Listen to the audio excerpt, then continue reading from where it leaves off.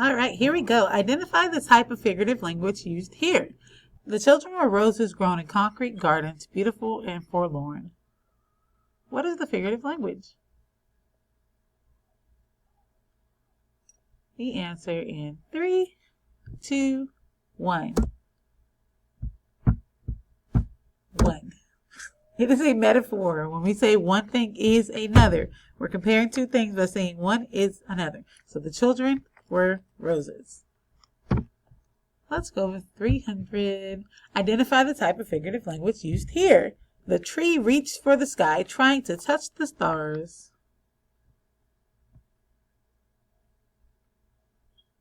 The answer in 3, 2, 1. Personification. Remember, personification is when we give human-like qualities to something that is not alive. Let's go 200.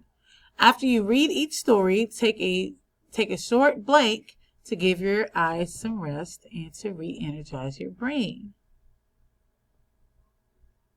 The answer is break. 100. Identify the type of figurative language used here. The boy was tall like a giant.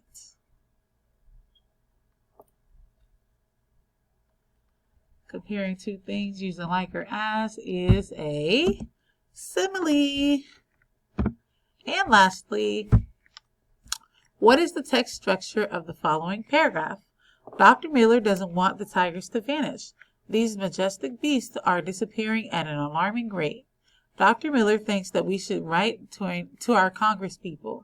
If we let them know that we demand the preservation of this species, maybe we can make a difference. Dr. Miller also thinks that we should donate to save the tigers. Our donations will help to support and empower those who are fighting the hardest to preserve the tigers. We owe it to our grandchildren to do something. What is the text structure here?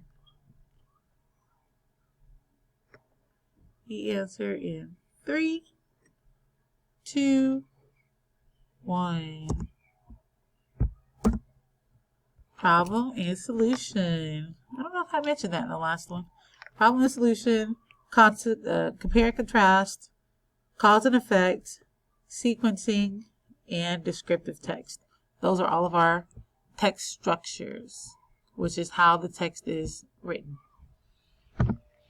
All right, that is the end of this game. We are going to play one more just to review one more time. So hold tight and let me go get that. All right, guys, I have found our second review game. You are going to click on the link in the next slide after this video. And when you click on it, it is going to take you here where you will enter your nickname, and this is another star review, just reviewing everything we have done so far in 4th grade. So we'll just say Mrs. S, and